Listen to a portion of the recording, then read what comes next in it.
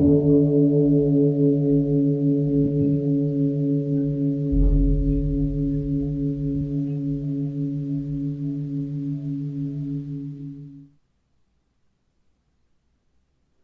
all beings be happy. May all beings be healthy. May all beings be free from harm. May all beings love life. May all beings awaken. Welcome to another Cuke Audio podcast. I'm DC, Poobah of Cuke Audio and Cuke Archives, doing our bit to help preserve the legacy of Shunryu Suzuki and those whose paths cross his, and anything else that comes to mind. I pray that you and yours are safe and comfortable, free from economic hardship, and able to get out and do whatever it is you want within the limitations of the universal precept of do as little harm as possible. So today we have a guest, John Liles. John Liles contacted me before he went to Tassajara. He's a longtime student at the Atlanta Zen Center. The teacher is Michael Elliston. It's in the Matsuoka lineage, and we talk about that. What is that?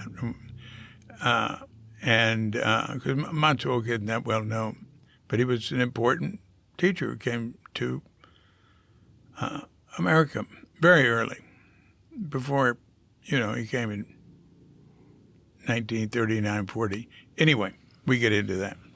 So he was going to Tassajara, and he asked me for some advice or something. He was sort of nervous. He'd never been there. He'd been practicing many years. He was going, anyway, you'll hear how he went. And so then when he came back, he was just thought it was the greatest thing in the world. And, we had some emails about that and other things in Matsuoka. And I said, hey, it's a good podcast. Let's do a podcast. So here we are. He's an interesting guy. He said it's interesting the path his way-seeking mind story took. So, look, let's get started here. There we are. So, John Liles, Liles? That's right. Yeah. So, well, listen, we're going to get to all that other stuff.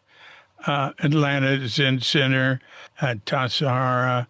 But I'd like to know what you're doing these days. What are you up to now? Well, I am retired. I've had different professions over the years, but I retired after about 20 years in IT work. And that's about 6 years ago. And I haven't missed work at all. I'm very happy to be retired now. And so I spend most of my time practicing and playing music. Oh, very good. What sort of music? I play saxophones. I play in a big band, and I also play in some blues bands and rock and roll cover bands and that sort of thing. Oh, that's great. That's great. Huh. Yeah, it's a lot of fun. Yeah. I've done some music here, and I've got a horn player I use. He plays them all. Oh, good. Just comes in now and then to add touches to things. Yeah. Cool. So you're in Atlanta, and you're with the Atlanta Zen Center. Tell me a little about it. The Atlanta Zen Center was started I think, in 1975 by my teacher, Taiyon Elliston Roshi. He was a student of Matsuoka Roshi, and he had lived in Chicago, which is where he started his practice. And then he moved to Atlanta and started the Zen Center here. And I got into it in around 85 or 86. Mm-hmm. Long time ago. uh, Matsuoka is not a. A lot of people don't realize that he came to America earlier than any of them. I think I'm not getting confused, right? He came in 52. No, Ma- no, he came Matsuoka earlier. came in 1940. Yeah, or even 30, 39 or 40, right. Yeah. And we see through some records that he was a priest at Sokochi for a while, like many years before Shinya Suzuki arrived. And he was he was in a camp, right? For at least for a while. He got out of it somehow. Well, that's something that I'm kind of intrigued by because I've done some research on the internment camp records, and I found an internee card for him, but it never indicated that he had actually been in a camp. He Mm, was the internee card that I have has him being apprehended in Chicago in 1943, and references to FBI reports and that sort of thing. And he's a Buddhist priest, and the Buddhists are known to be big supporters of the emperor. But they released him as a parolee to live to continue living in Chicago mm, under close watch. yeah. Now, there's a gap, of course, between 1942 when the internments would have started and 1943 when this record shows up in Chicago. So he may have been in the camp during that interim, but I don't know. Well, there was a woman, I think her name might have been Grace. I don't know. It just pops into my head, who was involved with John Terrence's group, the Pacific Zen Institute in Santa Rosa, Japanese, maybe Japanese American. She was much older. And she told me she wasn't in a camp and that mainly they were worried about West Coast. Uh, That's and, right. That and is true. and apparently a lot of Japanese in America didn't go to camps. Uh, but everybody we know in the West Coast did.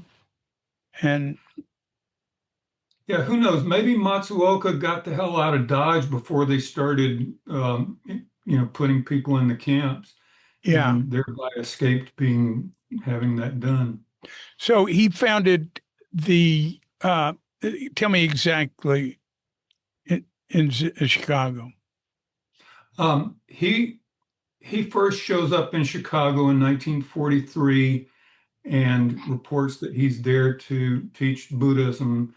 And the the Zen Center records, the Zen Center here, their records show that he started the excuse me, the Zen Center in Chicago in 1959, I think. So I don't know how to account for what was happening between 43 and 59, but Yeah. um, he may have been, a temple priest like Suzuki was, um, you know, serving only the Japanese population. I don't know.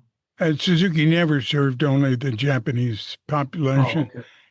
He had Westerners coming to him from as soon as he arrived, but Oh, okay. he did serve them and wanted to continue doing so, but they sort of kicked him out. They told him Yeah, he I got to remember. choose between uh, all these white folks and us, and that was time for that move. Uh, you know, 59, of course, that's the year Suzuki arrived. 59 might have been the year it was his group was, what do you say,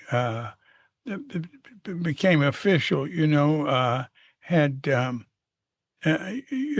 San Francisco Zen Center was founded in 1962 even though people have been sitting with Suzuki since 59. So it might have been a thing like that in Chicago. That's what I was thinking. Yeah. So anyway, he's an important teacher. Now, how many Dharma heirs, disciples did he have other than Michael? He had one of his Dharma heirs was a person named, I think his name was Richard Langlois, better known as Kongo Roshi. And he stayed at the Chicago Zen Center.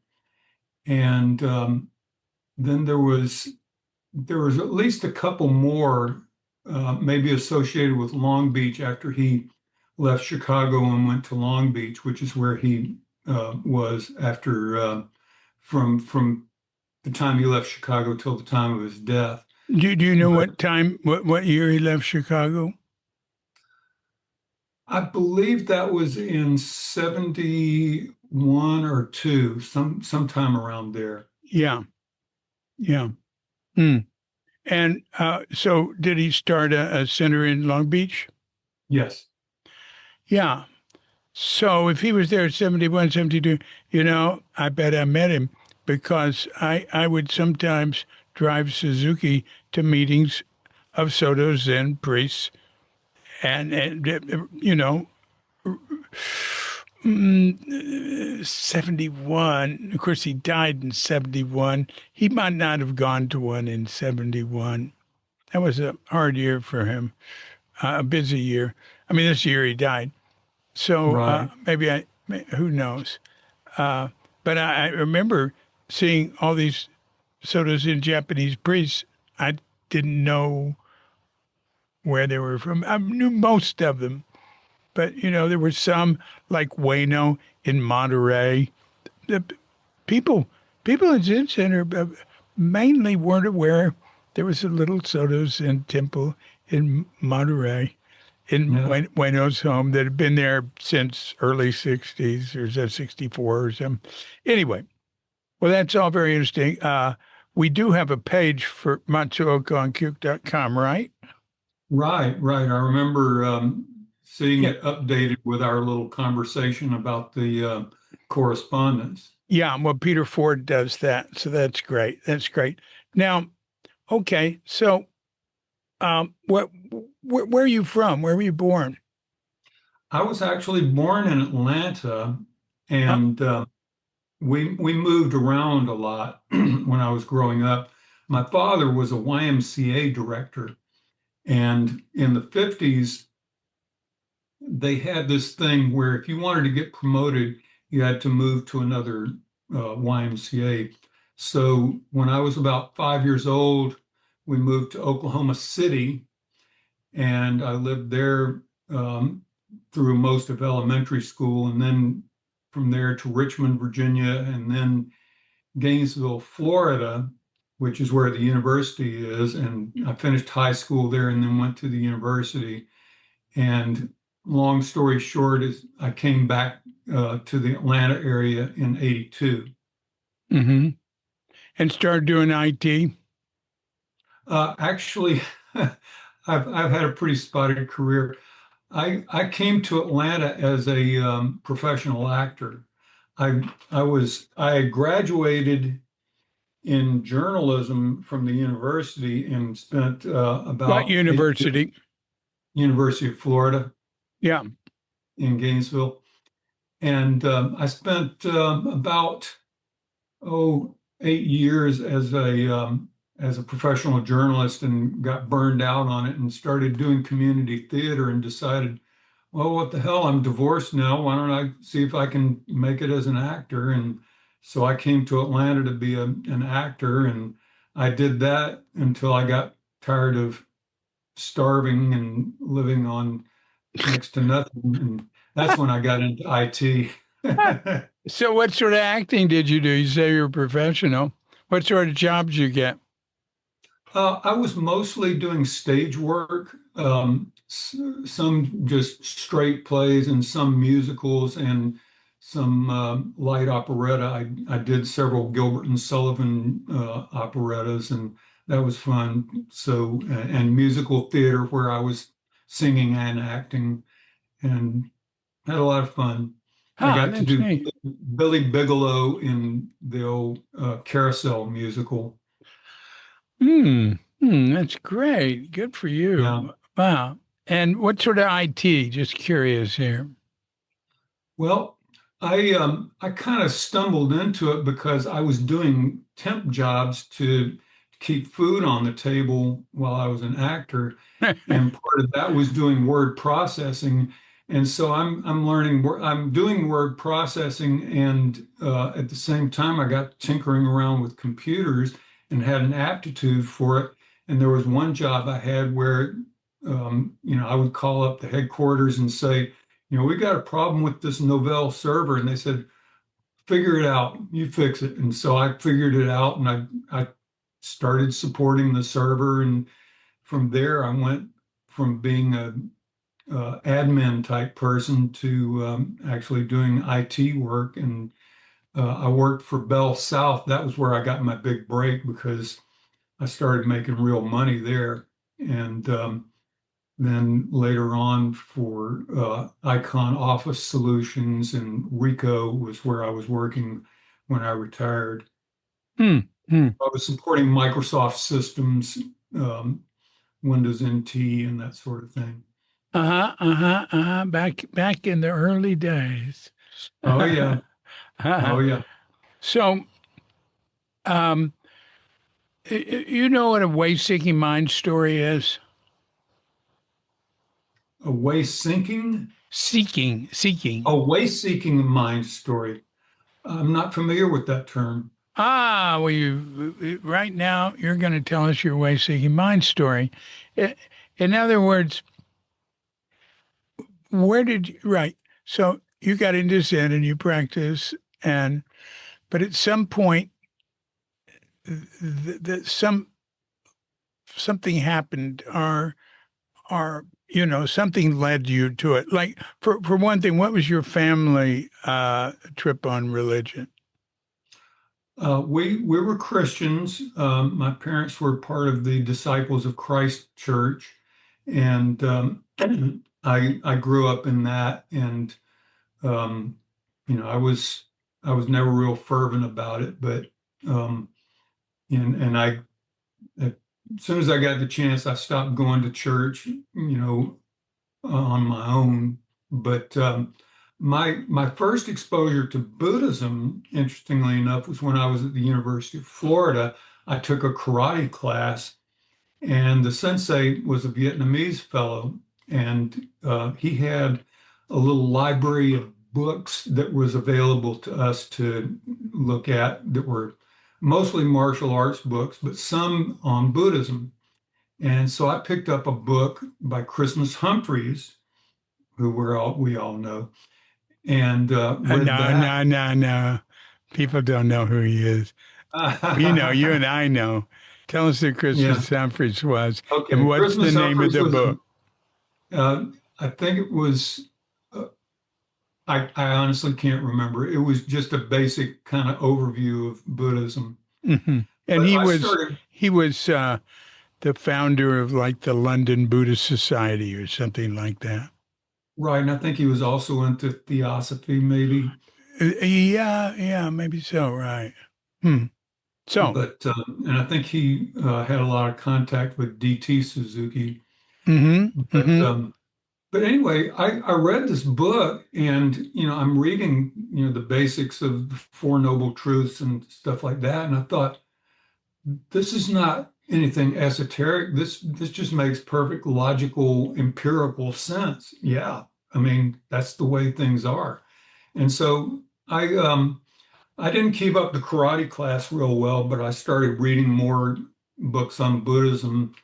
And of course, Alan Watts was somebody I read a good bit of, and interesting stuff. But by that time, I was living in North Carolina, and there was no place that was, had a Zen center or anything like that. So I was just a book learning Zen person at that point. And then flash forward to when I moved back to Atlanta. I had been living here about a year or so when I heard that there was a Zen center and that they had sitting on Sunday morning. So I said, well, maybe it's time to try the real thing. And so I got there one Sunday morning and I had gotten my times mixed up and I was a little late. And as I was walking up to the door, I heard this voice go, Maka Hanya Haramita Shingyo Gong. And then the Mokugyo drum and everybody chanting in the background. And I thought, I'm home. I'm in the right place. Wow. So that's my way-seeking story. It was a real eye-opening moment for me. Wow. Wow. So what happened next? Well, after that, I sat pretty regularly there at the Zen Center, and I I learned the basics, the posture and the breathing and that sort of thing, and the chants. And um, as time went on, my teacher asked if I'd like to get initiated, and so I did that. And then later Michael on, Elliston. Michael yes, Elliston. Right. right. Yeah. And then after, sometime after that, when it appeared to him that I was serious about the practice, if he asked if I would like to take Jukai, and so I said yes. And Matsuoka Roshi was there for that, so Oh, that was kind of cool. And he did the calligraphy on my rakusu. Matsuoka. Yes, Yeah. Who do and you want to message? so I kind of treasure that. Stepping back a second, in those days, Matsuoka was not real connected with Sotoshu or other Zen centers. He wanted to kind of do his own American Zen thing. Yeah. So Yeah. I understand. Good for him. he just gave us pre-made rakusus, Yeah. and which I didn't know. I didn't know about sewing practice in those days, and I didn't know about the colors. And then come to Yeah. find that my brown rakusu was totally inappropriate anywhere else No, because that's not true. Suzuki was into ordering them. It was Katagiri that got the Zen Center into that because he was in a lineage where they sewed their own robes. That's not the norm. right, It's but the really taken brown over though. Sewing. right, but the brown color, at least in the Suzuki lineage today, it connotes someone who is a transmitted priest. Oh And yeah. so, Well, tough so luck, there was huh? no way I could be wearing that when I was at Tassajara. Oh, I don't know. I would have. I would have said it's all right. It doesn't matter. Uh, uh, a But it lot was of great to meet Matsuoka. He was a very nice, personable man, and he had real good English. He spoke with a pretty heavy accent, and so as a result of that, he wrote down almost all his Dharma talks before he gave them so that he wouldn't have to stumble over the English words. yeah. And as a result, we've got a lot of archived written material from him. Good. Mm, But mm. yeah, I'm real. And in those days, I didn't know what I was getting into, and the implications of taking the precepts and that sort of thing. And so I'm just glad that I was able to.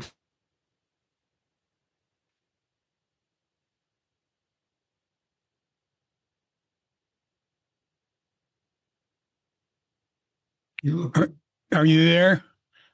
yeah, you were frozen for a second there. Yeah, you were frozen too. So you Yeah. were glad that? Oh, I was glad that I got to at least meet Matsuoka and have him there for part of my um, ceremonies. That's So great. That's great. yeah, Huh. Sam, what year was that? that was in 86 or 87. Yeah. So, this one reason we're talking is because you got a hold of me and said, I just went to Tassajara, right? But that's 2025. Is there Right. anything, but before we get to Tassajara, is there anything in the 38 years, right? 87, 38 years ago? Yeah. Anything between then and now that you could share? Well, um, in a nutshell, I'm I have been a lapsed Zen practitioner for more periods than I like to think of. I kept up the practice through the 80s and well into the 90s, and then I found some excuse for not having time to go to the Zen Center because of work or whatever. And so I lapsed from the practice for a while. And then I went back and I was there for a few years and then I lapsed again. And um, this time around, I started back early this year with the idea in mind that, you know, if I don't do it now, I'm not going to have time. Right. So I started the practice back, and in the meantime, I've had um, the problems that go with aging and other things of that sort. I've had back issues. 2 years ago, yeah, 2 years ago, I had a partial spinal fusion due to spinal degeneration. So Mm. I can no longer sit cross-legged. I was never able to sit full lotus anyway, but at least I could sit Burmese. But so now I have to sit on a Seiza bench, but that's okay. And Yeah, so they're I good. resumed the practice, and I decided I'm gonna take it seriously. And then when when I saw something on the Tassajara site, I can't remember why I was on there, said something about summer student program and to where you could stay, because I'd always thought, wouldn't it be a great experience to go to Tassajara? But I can't give up my work life and go live at a monastery for years.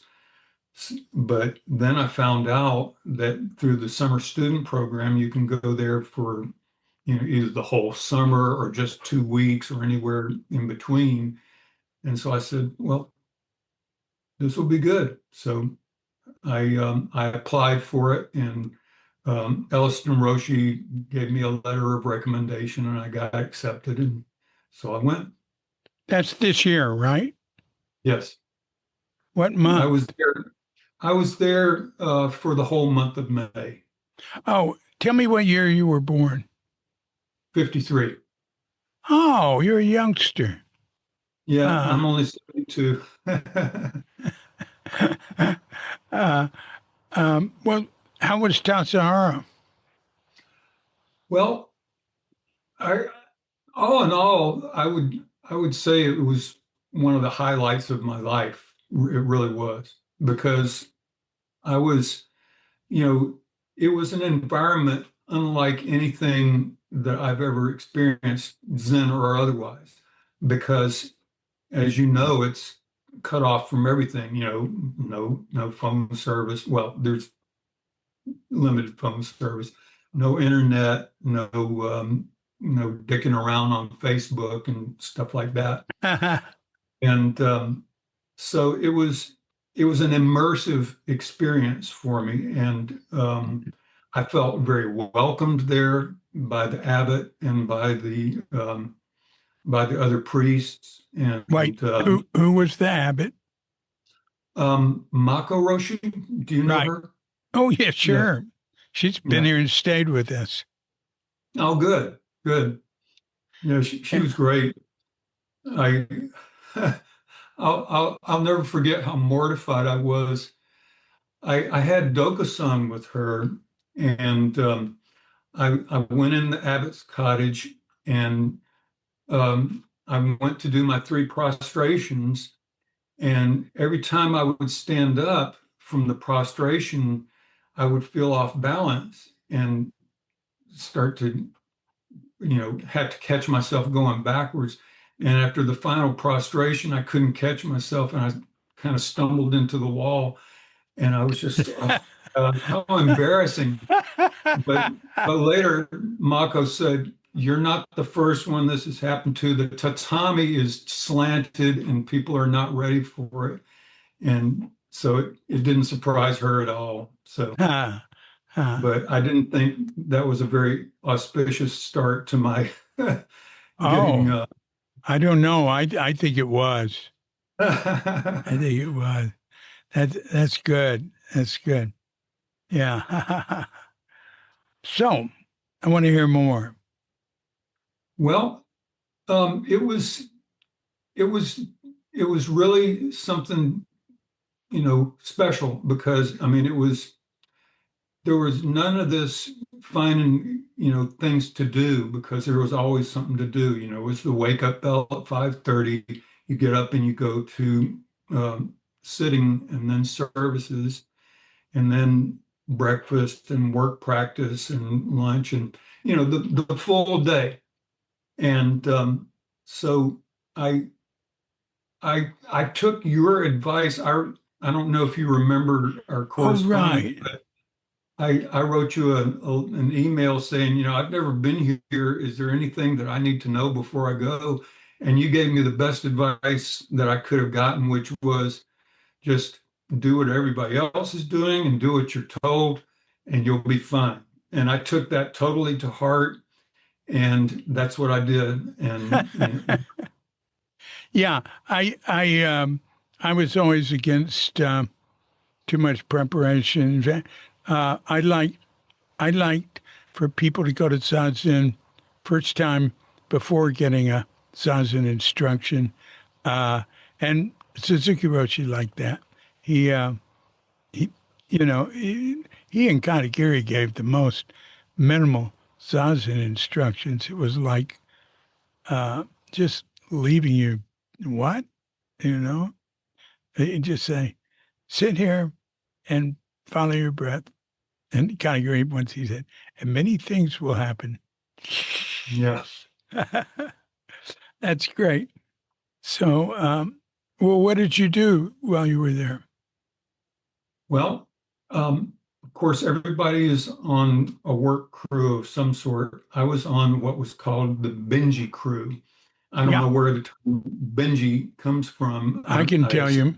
Um, Oh, the please do. Benji, it was the assistant to the Shuso. And the Ah, Shuso during practice periods, and the Shuso's job was to clean the toilets and take care of the trash and recycling and composting and all of that. okay. So that the word extended into the summer then uh, to just the Benji crew would then be the ones who did that stuff without a Shuso. Although when I was Shuso, I was Shuso in the spring, winter, spring. I continued being Shuso the whole summer.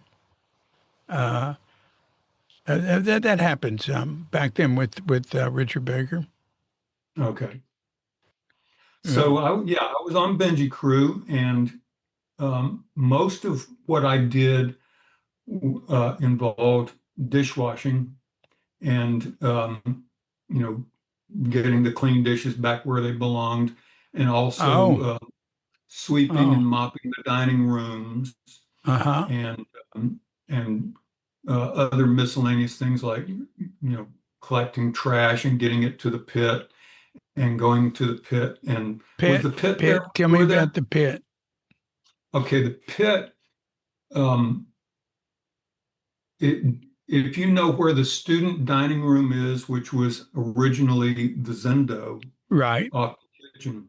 So if you go out the back of there, there's steps that go down to a kind of ruined wall right by the creek.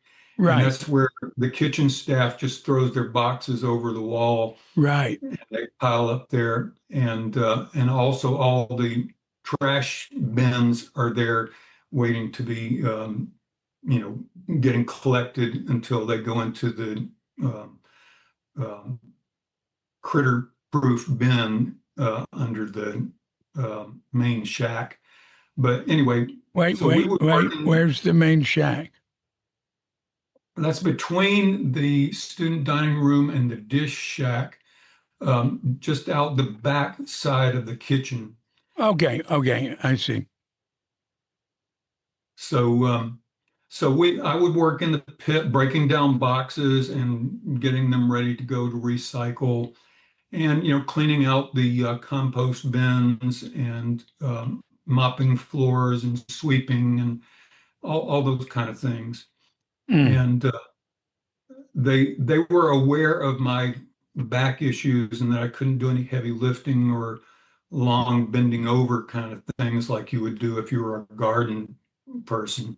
So Yeah. that's where I got assigned, Yeah. and that was fine with me.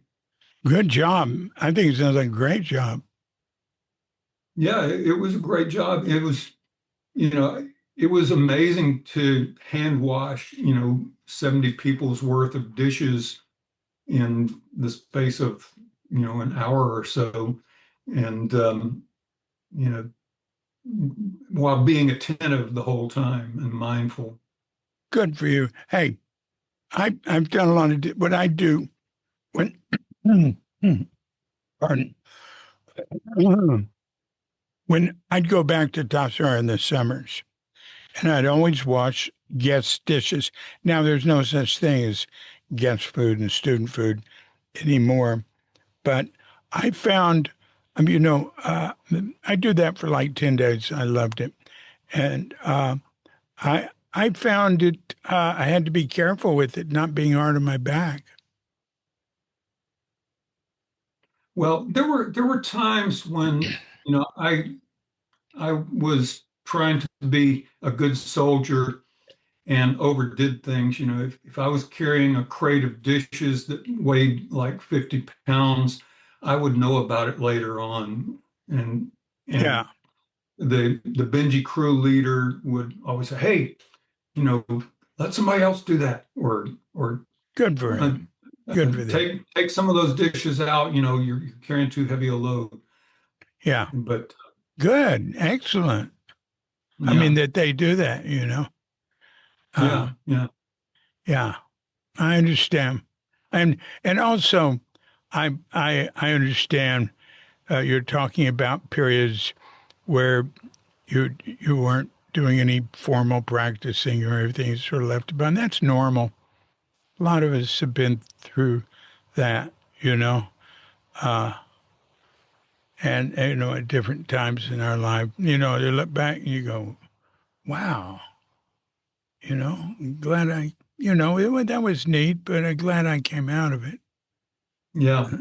And all those lapsed formal practice times were not times when I abandoned Zen practice entirely, Right. because I was always trying to think in terms of what um, Elliston Roshi would bring up about compassion and that sort of thing. I used to go to him and complain about somebody who had had dumped on me or something like that. And he would, instead of being supportive, yeah, I feel bad for you. He'd say, well, this person who was being bad to you, think of the suffering that they were experiencing that caused them to act that way. And Yeah. so I carried that with me in my hiatuses. And I like to tell people that getting exposed to Zen is kind of like getting exposed to herpes. It may go dormant, but it never leaves you. That's great. That's great. So I'm interested in anything you can remember about Tassajara and any, you know, that like, how'd you like doing zazen there? I liked it. I was a little nervous that they would not be I didn't know if they would allow me to use a Seiza bench, and of course they did. It was no problem. Oh, And yeah, no problem. You could have sat in a chair. yeah, and people did.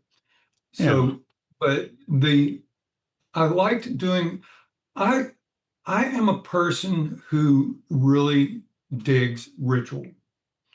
And so for me, the formality that was involved was not, it was not something that I thought, oh boy, how stuck up is this?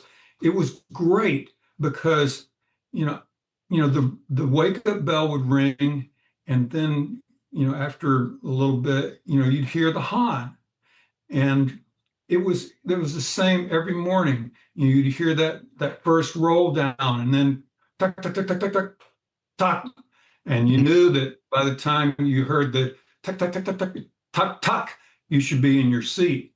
Right. And and so I always was. And then Yeah. of course there were the taps on the I can't remember the name of the horizontal drum outside the Tinkin hits. Oh, you And mean the big one? The yeah, the taiko? I mean that isn't it a taiko drum? Yeah. maybe, yeah. It's there right next to the Densho. Right. But all those sounds and the responding, gongs and bells and that sort of thing. And then when the doshi would come in and make the processional around the room, we'd all make gasho as she went by. And then at the end, all the signals, I always knew when it was never a mystery when Zazen was about to be over because you could hear the tinkin creaking on the ton as they got up to go to their position, and but all those sounds. Sometimes, sometimes I will do remote morning sessions through the city center Zoom just to be able to hear those familiar sounds. But to answer, that's a long answer to your question. I like doing zazen at Tassajara. I being in a room with that many people doing zazen has a special energy to it. And even doing zazen by yourself in there has a special energy to it. There was uh, you'll kind of get a laugh out of this. There was one Sunday that I think I had a day off. I don't know if they had days off when you were there, but Yeah, um, sure.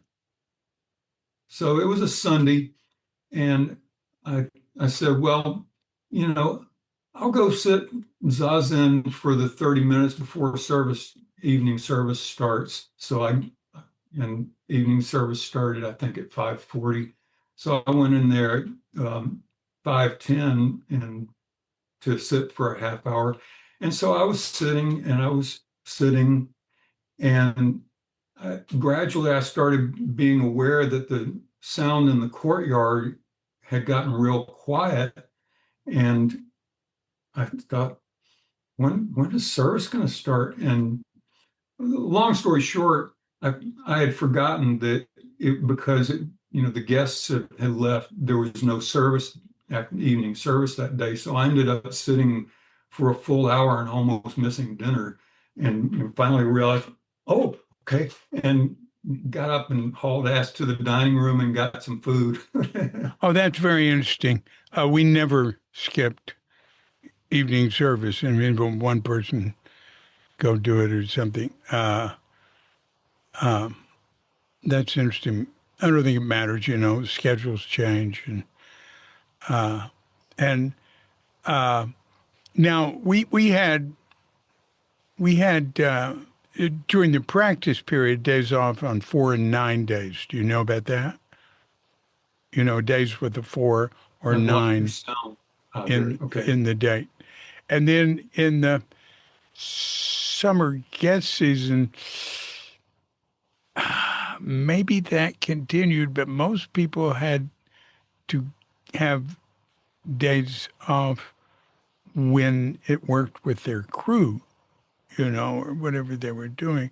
Uh, and yeah, usually it would be like every fifth day, and for the kitchen, every fourth day. Uh, that was started by a teacher named Tatsugami in 1970. And I think somebody told me they're still following that. Uh, hmm. Yeah. Well, what about the morning service? That's pretty long. What'd you think of that? The morning service was great. It was um, it was so much more formal than what I was used to. At our Zen Center, our Zen Center kind of, took the Matsuoka model of making it American Zen and kind of even further and a lot less formality to where our services tend to be short and there's not as much prostrations and chanting and that sort of thing. But of course, at morning service at Tassajara, it was a whole different ball game with, you know, after we finished the sitting period, there were 9 prostrations. And then, I, I think it alternated days between the Heart Sutra on some days and on every other day, and the Hanya Shingyo on the alternate days. And No, then there would be you mean they're the same thing. You mean in English and in Japanese right. alternating. That's just the way I refer to them: Heart Sutra versus Hanya Yeah, Shingyo, right, English versus Japanese. right. Um, and then there would be another chant, whether it was, the Genjo Koan or the Kanzeon chant, or I can't remember the and there was Sandokai. Sandokai. yeah, yeah, Sandokai was one of them, and you know Mirror of Dharma. I can't remember all. Right, right, right. They do a lot of different things now we didn't do. Genjo Koan, we never did Genjo Koan. Good Lord. There's actually a Genjo Koan chant there now. I may be getting it mixed up with something else, but whatever it is, it you chant the first half of it only, and then the next time it comes up, you chant the second half I because wonder it's if so long. that's Fukan Zazengi, rules for Zazen. I bet that's what it is. I bet I get Yeah, Fukan's mixed yeah. up. Ah, But and the service you had there during the summer, what is it called? Summer the period. guests, Is it, well, your guests and but your students. Uh well, yeah, that, there's the guest. I think they call it the guest season, but there's also summer student program during the guest season yeah. because the guests are not guests in the sense that they were when y'all started out, where people were just coming there to have fun. These are other sanghas that are there for, like retreats and that sort of thing. Right, right. Summer Uh students are basically work like residents. yeah. The morning service might be reduced from like the practice periods there because I knew it grew and there's a lot of zazen, more zazen during the practice period, I'm sure. And yeah, so but you weren't with a one of the visiting groups. You were like staff. Right. I was because I was with summer student program, I had to my basic protocols were the same as any other resident. Yeah.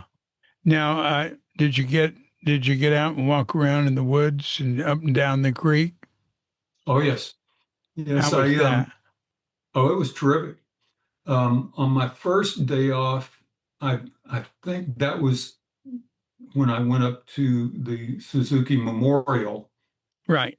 and visited that, and you took the opportunity to ladle some water and over the memorial stone. And I I think that day I went part of the way up the Ridge Trail and then just got tired and came back.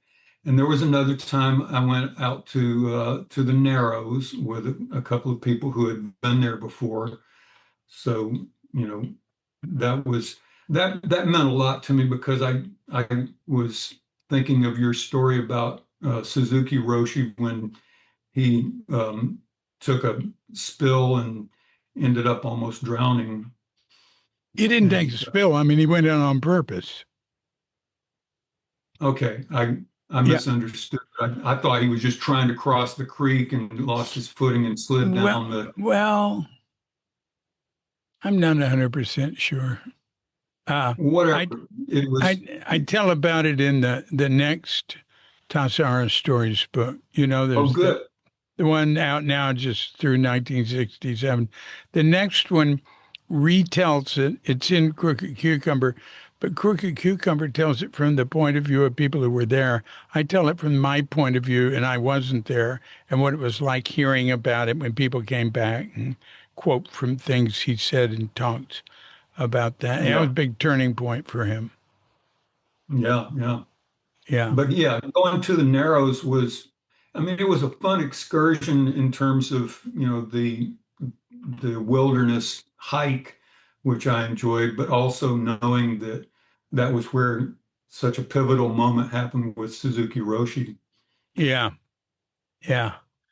Yeah, indeed. Hmm. Hmm. And I did some other hikes. I went around the trail that you go down all the way past the bathhouse and cross the creek and go up the trail on the other side, the To- Overlook Trail. the Tony Trail? Oh no, the Overlook Trail. Yeah. Yeah. Yeah. It just goes parallel to the creek and comes back to Yeah. about where you would start if you were going to the Narrows. Right, right. It comes right back down at the last spot of our usable land where it peters off and you got to go into the creek to keep going. Right, Yeah. right. Yeah. The Overlook Trail. Yeah, Right. I did get some nice outdoor outings out there. Mm, It was a mm. good thing to do while my clothes were drying. I did laundry on my days off. Yeah. That's the in point of a day off. That's one of them. Oh Clean yeah. your room, do laundry, and all that. Uh, Traditionally they'd say this is not a day off. This is a shikunichi. It is a day to tend to your private affairs. And we go, oh, yeah, right, okay. Um, and I'd do my laundry outside of the day off so that I had, you know, uh, that I had more time then. Uh, yeah. So that now you mentioned Mako.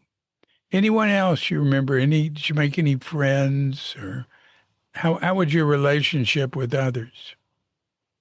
It was great, especially with people on Benji crew and also with the Shishui, the work leader, who was a fellow named Dojin. Hmm. He was a priest, and he was um, he was the work leader. He was also Mako's personal assistant or attendant, whatever the um, Jisha. yeah, Jisha.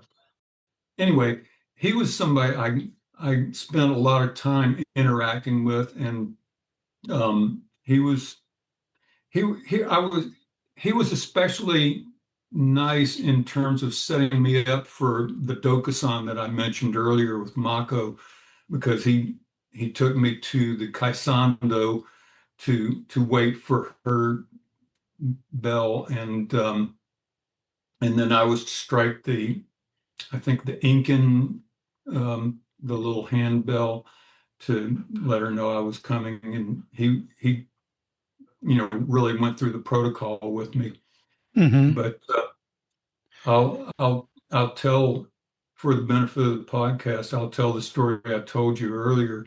There was a time when um, I was going between tasks, and I would always run into Dojin, wherever I happened to be, and we bow and go on. But he was coming down the steps from the student dining room and saw me and stopped and said, Taizan, I just wanted to let you know I think you're doing a great job here.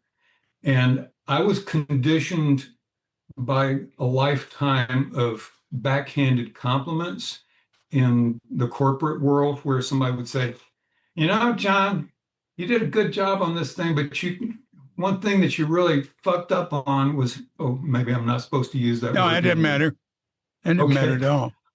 And so I was just waiting for the other shoe to drop. So he says, I just wanted to say you're doing a good job on Benji Crew. And I said, but, and he said, there's no but. I just was giving you a compliment. And then he walked on, and I was like, oh, shit, what an embarrassing moment. And so, I apologized to him later, and I just took it as an opportunity to have a Dharma lesson about attachment to old habits. Yeah, yeah. I can relate to that being, a young student and being, you know, having some interaction with the teacher and then being embarrassed when I said the wrong thing or this, that. And, you know, it didn't matter at all. It was fine.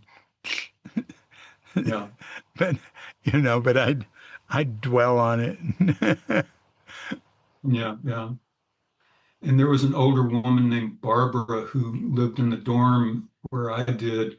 You probably remember the dorm, which was, Oh, the upper yeah. level of the main dining room, which used to be the clubhouse, I think. Yeah, that's And right. so Well said. she lived, yeah, she lived down the hall from me, and she was friendly to me and helped me, when I needed to be clued in on something. And she was also part of our three-person trek to the Narrows, and so she was a real nice person. Had a great sense of humor too. That's good. That's nice. Ah, well, and then so you were there a month, and you said, is there anything else you told me in an email uh, that Well, there you was you want another to bring little up? story I told that I thought was kind of amusing. You remember Firewatch, right? Oh, sure. That's Yeah, the fire watch is the person who walks around with clackers in the yeah. evening and makes sure all the lights are out and hits the clackers. It's an old Japanese tradition, not just monastic. It's done in villages, or it was. Oh, sure. Yeah, so being a new student there, I had to get trained on that for whenever it would be assigned to me. And the guy who was doing the training was this genial guy. He his main job was as the baker, baking bread and that sort of thing. But he was a nice, easygoing young guy, and he was telling us about how he had gotten the training for Firewatch, and they, and of course, aside from the clackers, there's the serious stuff about, make sure that the bathhouse is not occupied and the doors are closed and the pilot lights are all lit in the kitchen so that you don't have a gas explosion or something like that. But the Ah, clackers, he said, they told me all this rigmarole about, you take 8 steps with, clack 2, 3, 4, 5, 6, 7, 8, clack 2, 3, 4, 5, 6, 7, 8, clack 2, clack 4, 5, 6, 7, 8. And he said, who wants to keep up with that? I said, nobody's listening to that. It's late at night. And so he just walked down through the village clacking whenever he felt like it. Yeah, but that I And never heard of any proper sequence, or I never heard of that. It was just hit every oh, okay. now and then. Uh, Um, and that's very interesting. Well, you know what happens with groups and stuff is you've got your priests and your officers, and they have meetings, and they come up with new things to do and new oh rules yeah, and oh yeah.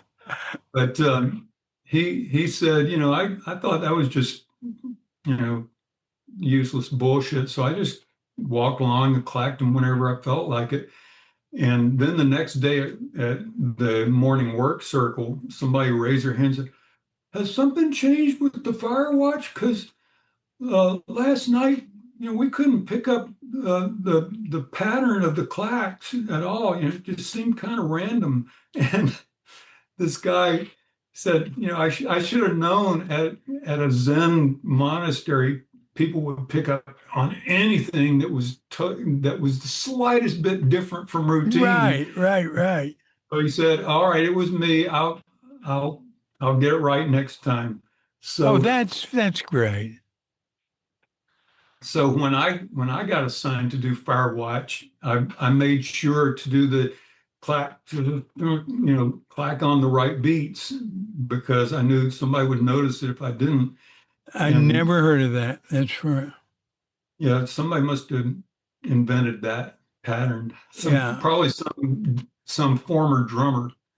Well, maybe, or it might be something that somebody came back from Japan and said, "Well, here's the way they do it there," uh, Yeah.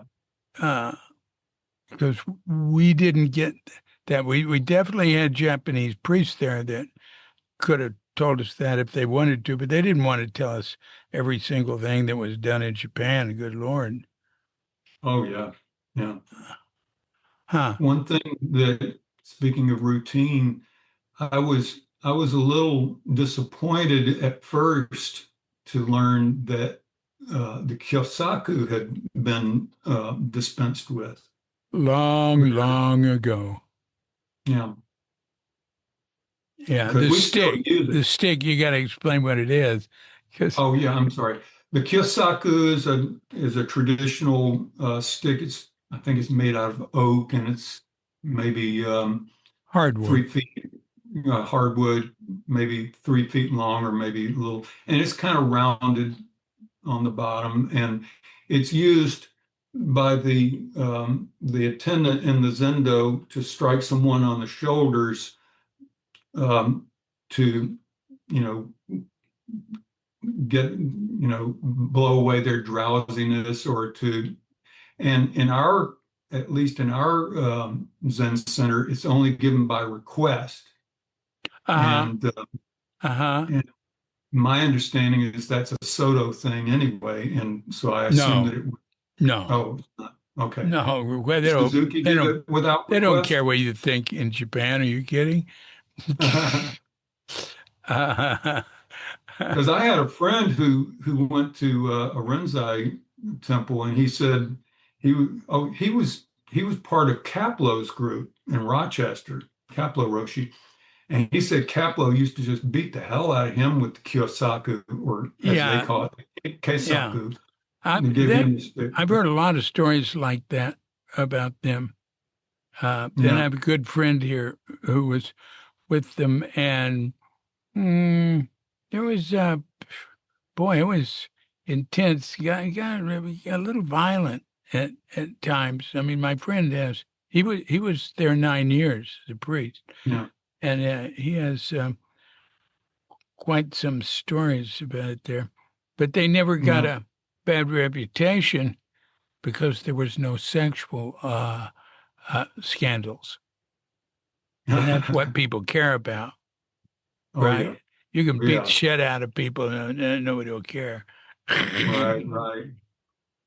But I did miss the kyosaku at first because I I request it when I can here in Atlanta because sometimes if I've been sitting a long time, my shoulders are all tensed up or I'm my mind is racing or whatever. and especially if Roshi gives the stick, it just kind of goes through you, and not in a painful way, but it's just like, okay, Yeah. I'm back Yeah. to life again. And Yeah. so, and I know that there's reasons they put it away, but and I got along without it when I was at Tassajara, so it's Uh-huh. not the end. Uh-huh. Well, even in Japan, I went back with Katrinka, what, 12, 11 years ago to a temple where I'd lived next door and practiced at for a few years.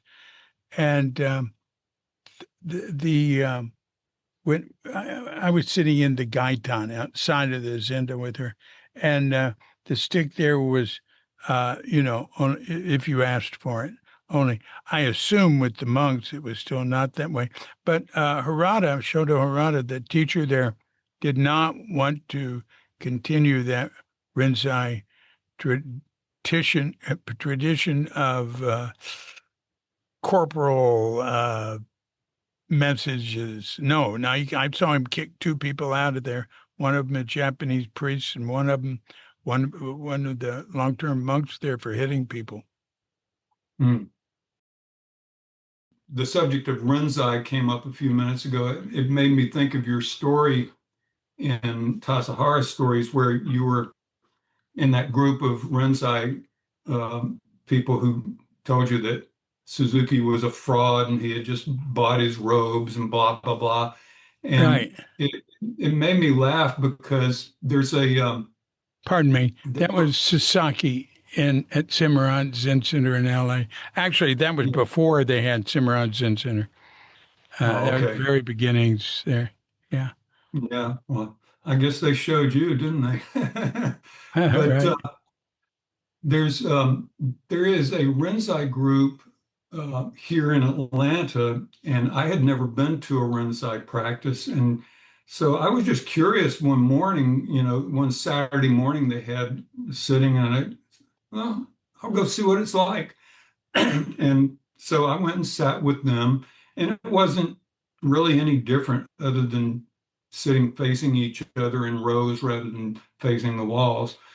And after the sitting period, one of the people said, "Well, it's pretty clear that you're not new to sitting. Where do you sit?" And I said, "I'm part of the sangha at the Atlanta Zen Center." And he said, "Oh yes, Soto. Yeah, yeah. I like Rinzai better.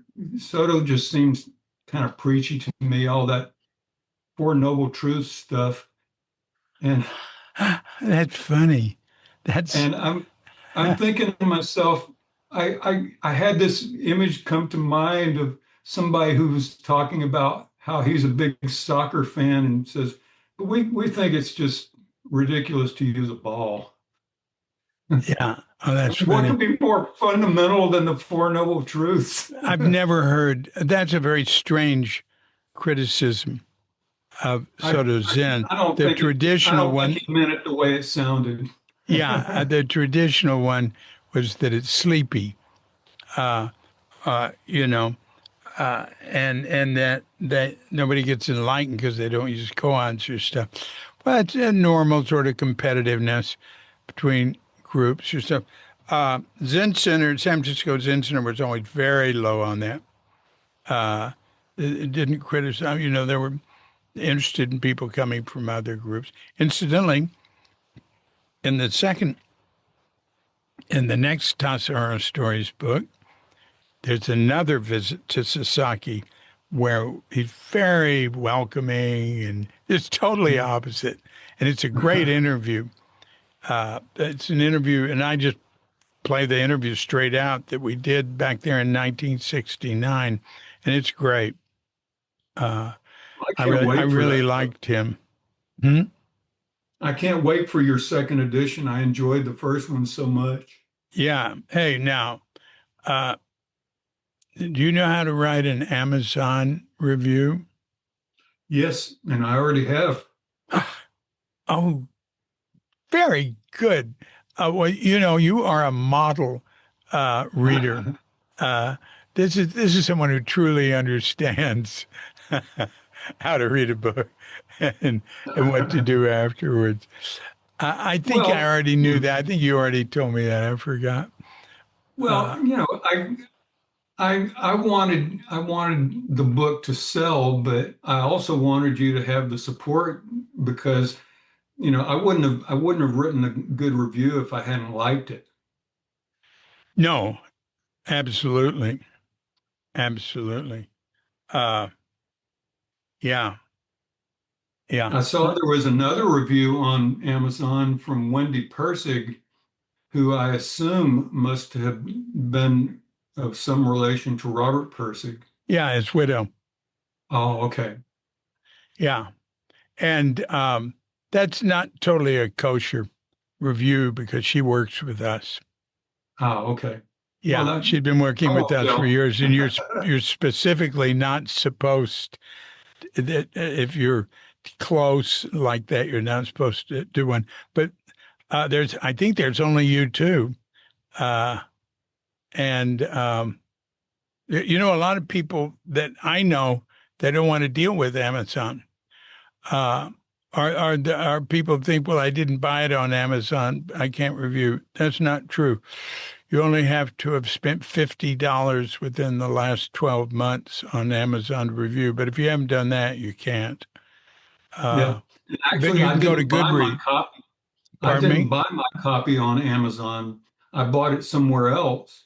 Yeah, But but like you said, I because I guess I've spent money with Amazon, I was able to review it on there. right, right. But I also did it on Barnes and Noble as well, even though I didn't buy it there. But they allowed me to do Oh, a review that's there. very interesting. I like Barnes and Noble. Barnes and Noble, in my estimation, I'm no expert on it, is a superior. Oh yeah, their policies are far superior to Amazon's, just in terms of respective customers and everything else. They've got some sense of public responsibility. Um, Goodreads. Now I'm not. See, I don't pay attention to this stuff. I just noticed that Goodreads, and because I have a book out, I hear about it. But Goodreads, I don't know. I think you don't have to. It doesn't matter where you bought a book to review it on Goodreads. And Goodreads is it's second to Amazon in importance. And like I noticed, Crooked Cucumber has no American after all these years, and all the positive comments says no. Well, that's on the paperback. On the hardback, it is. But anyway, not many reviews. But on Goodreads, it had 1,500 positive, you know, and that's Correct. very important. People just going on and giving it the stars. They weren't just doing that. Yeah. I hear about that. I always try not to pay any attention to that or how many people are listening to the podcasts and all that. But with the book, it matters in terms of how many people know about it. Now, I know Nate Silver, the statistician, he said in choosing a restaurant, don't go to the one with the best reviews, go to the one with the most reviews. Uh-huh. That's very interesting. Uh, and so that reviews don't have to be 100% positive or anything. It's just good to get if you see a bunch of people are saying a bunch of different things, that's attractive too. But I just think of it in terms of the more the word gets out about it, and it's sort of a limited, it's sort of esoteric, uh, uh, and the more the word gets out about it, the more likely there will be a second edition. that's Good, the, good. that's the way I look at it. And there's a third one too. And Terrific. second edition's almost completely finished, including the audiobook. And the third one's close to finish. A lot of work close to That's finish great. means maybe only half a year's work on it or 3 months Yeah. or something. Right. Uh, okay, enough of that. So, hey, anything else come to mind? I did. I know you probably are running out of time, but I No, wanted I to have ask. no, there's no such Oh, thing. okay. I wanted to ask, how is Baker Roshi doing? Because I think I may have mentioned this. He had his stroke while I was at Tassajara, and of course we got the news at work circle, and um, everybody was very alarmed. I think he was supposed to give a talk at Green Gulch. No, no, The he'd given the talk the prior day at the city Oh, he center. had. Okay. Nicole Baden, who's now the abbot of Dharmasanga, Germany, and Crestone, was giving the talk at Green Gulch. But right before it, he had this stroke, and she said, "I got to get this guy to the hospital," and so that was it. So she missed it, but they just had a repeat, uh, not of the stroke, but of them both being there and her giving the Sunday talk. And I saw it in Germany. I was with Dharma Sangha in Germany, and we saw her talk there. Tatsudo is great. She did a Dharma talk for my Zen Center remotely um, a few months ago, and I thought she was terrific. She's a very good speaker. Yeah, and she's really I really like her. I've known her for years. And that's the Dharma Sangha, Johanneshof. Actually, it's Zen Buddhistisches Zentrum Schwarzwald Zen Center in the Black Forest now because Yeah, they acquired another building. But I love being there. It's the only place in the West I've been outside of Asia in the last 12 years. yeah, I've been almost entirely here, but a little bit to some other countries earlier on, not recently. But she's great. She's great. And I really like the group. And, but anyway, I did get to spend time with him. I've related to him several ways. Soon after the stroke, and where it was still interfering with his ability to find words and stuff. So he was pretty out there. But then I had an hour and a half. He he wanted to uh, he wanted to hear uh, the new book, and I had it before it came out. I had it. I made it where he could, I put a page online with the audio book that was private, not accessible to others, and he listened to it while I was in Germany in 2 days. 10 yeah. hours, 10 and a half hours or Wow. something. And we talked an hour and a half about it, and that was great. Hey, Yeah. uh, hey, there'll be a couple of changes, minor changes in the next printing, if there is one, hopefully, uh, and because of that. But a lot of good notes. And because I recorded it, uh, and so then when we were there, I saw him. He and Nicole came back from Switzerland where they were at some, I don't know. He wanted me to go. He wanted me to fly in early and go. I didn't want to do that. Yeah. Some conference, I don't know. And where he and Nicole both gave, oh no, she gave a talk. He didn't give a talk. He just went along. And they came back in and Johanneshof, and I spent time with him while he was packing. And she's in the next room. Uh, he needs somebody, near him, and she's sort of, she's almost always near him. Uh, and um, his energy was great. He was very clear. He was fun to talk with. He made mistakes with proper nouns a lot. That's about it. I Uh, do too. yeah, me too. Boy, yeah. But not the number he did. But he's aware of it. It didn't matter. I knew what he meant. Yeah. So, but his energy was good. His energy was better than mine. He was I'm packing and I'm stuff. very I'm very happy to hear that because we were all very concerned and uh, I can't remember what the service is or if it's just part of normal evening service when you're uh, doing the transfer of merit or whatever. But we had a wellness, well-being kind of chant for Baker Roshi that night at services, Oh, that's and great. and we also had a card that we all signed to send to Baker Roshi, and of course he didn't know me from Adam, but I signed it anyway. Well, of course. He didn't, of course.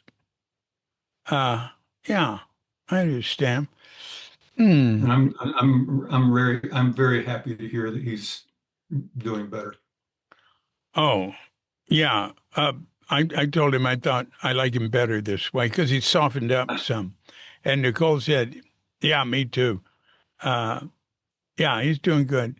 Um, he said it made him less alpha, pretty much. I explained it. I did a podcast. I mentioned it in the podcast a few weeks ago. I talked all about that. Uh, Yeah, I watched that podcast. That was good. The yeah, Black Forest podcast, right? right. Katrinka Yeah. liked that one.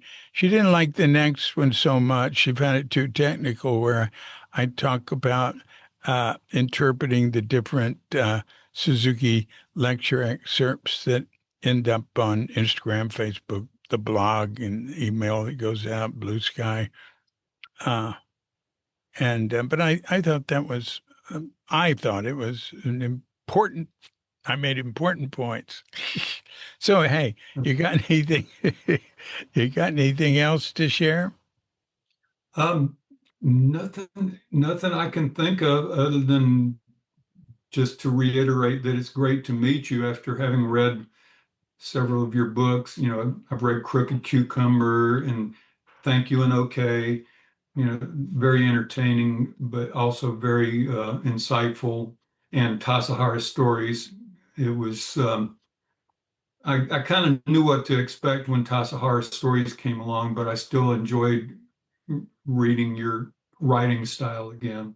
Yeah, yeah. I bet you didn't expect all those outside of Tassajara stories and some of the pretty far out stuff. Uh, That was cool stuff. The yeah. business where y'all almost got taken prisoner by the guys on War Games maneuvers. Yeah, that's before I went. That was right before I started going to Zen Center. That was cool. Yeah, Uh, yeah. uh, well, Also love the listen. anecdote about Ed Brown was it Ed Brown or somebody else that was given the Suzuki said, just chant gate, gate, hara gate. No, that's Tim Burkett. Oh, okay. I He, was mixing people up, but that yeah, was a great story. yeah, that's a great story. He became, and I was there, when that happened, and it was very noticeable. Went on to become the abbot of the Minneapolis Zen Center, and he's not an abbot anymore. He stepped down, but he's sort of like senior. I don't know what they gave him, advisor, and he has a unique and very interesting approach to Zen. He's always been independent. Uh, you know, uh, his story is unique. He wasn't a joiner or a follower, uh, uh, and even he wasn't attached to Suzuki. You Hmm. know, uh, Suzuki said he was ready to have students, and but just sort of left it up to him. And Tim moved on and became an analyst, and then moved to Minneapolis, but he didn't know that Zinzi Katagiri was coming, would be there. So, uh, it all came back together there. Yeah, really interesting guy. Hmm. I would love to have had the opportunity to meet Suzuki Roshi. I feel, your writing kind of brings him alive for me. And so when I was at Tassajara, of course, there were photographs of him. And in the dish shack, the Benji crew, before we started our work periods, we would always gather in the dish shack where there was a picture of Suzuki Roshi up on, I don't guess you would really call it an altar, but we all did our Yeah, it's a bow little in. altar. Yeah. Yeah, we all did our bow ins before we started work. Yeah. And after the work period, we'd go out to the creek and do our bow outs to the creek. Oh, that's great. That's great. Now that's first I've heard. Yeah. And I show in Tassajara stories how Ed Brown really started that whole tradition in the kitchen, and then in the garden. I mean, maybe it would have happened anyway, but as far as I know, it didn't come from Suzuki or Katagiri or Cobuncino. It came from Ed. Uh, you know. Hmm. Speaking So of altars, go on. speaking of altars, here's another little quick story. I My girlfriend, her son died, which was very devastating to Of her. This was about course. a year and a half ago, something like that. And more recently, a good friend of mine that I did a lot of acting with back in my acting days, and he became a Buddhist, but he was in the Vipassana school or Right. whatever. Anyway, I got to visit him a couple of weeks before he passed on prostate cancer. Mm, And that was kind of weighing on my mind while I was at Tassajara. And I mm. thought, you know, surely somebody will let me do an incense offering at one of the altars around here, as long as it's not the altar at the Zendo bathroom or something like that. But so I went to the Eno and said, "Is there an altar where I could make an offering, for these two people who died?" And she said, "We if you wait until after service when we're doing soji, you know, I'll let you do it then at the main altar." And she even offered to be my jiko, handing me the incense. Right. Oh, So, yeah. which was I felt so. It's like I said earlier, I felt welcomed by everybody there. But anyway, so I went to do that, and she handed me the incense, and I touched it and placed it in the thing and said a few words about both my girlfriend's son and my friend Chris and made my bows. And after I left the Zendo, this was after evening service and it was time for dinner. And I just found myself overwhelmed with grief for these two and gratitude for, you know, this the Eno being willing to do this gesture. So it really had an emotional effect on me that I wasn't expecting, is what I mean. Mm, mm. I understand. Yeah, I understand. Uh, yeah, yeah. Uh, mm. That's very touching. Mm. So I'll give you another There's chance. a lot of things that stay with me from my Tassajara trip, and I feel like it would be easy for me to be attached to that as some sort of an ideal. And so I don't talk about it much at the Zen Center because I don't want anybody thinking, Yeah, "Oh, he thinks that Tassajara is so much better." Oh. right. Yeah, you're smart. Don't do that. And it's not good for you either, I guess. Uh, you know, and uh, well, wherever we are that's the holy ground. That's the way I look at Oh, sure. it. Yeah. Yeah, well, John, you this has been very interesting. I've really enjoyed communicating with you. I'm sure we will continue. Well, I hope And so. yeah, and And if I find out any more about Matsuoka, I'll convey that Yeah, on to you, you can especially always in add terms of things. his interactions with Suzuki Right. Roshi. Just send a message to Peter with a CC to me, or Sure. or both of us, whatever. Just so he should get it. So, well, thanks a lot. And Thank you. It's been a great opportunity to talk to you. oh, and please give my regards to Michael Elliston. I will do that. Obviously, he's doing a good job because you're happy there. I Yeah, am. yeah. Okay. Well, you take All right. care. You take care too, David, and Uh, let's keep in touch. okay. Thanks a lot. Bye bye. Bye bye. So, thanks a lot, John Liles. That was good. I really enjoyed that. And well, so this has been a Cuke audio podcast. I'm DC Poobah of Cuke Audio and Cuke Archives, coming to you from sleepy Sanur with Doggy Bandita, Feline Manis, and dear lovely Katrinka. And we're wishing you and yours and all of us a grand awakening.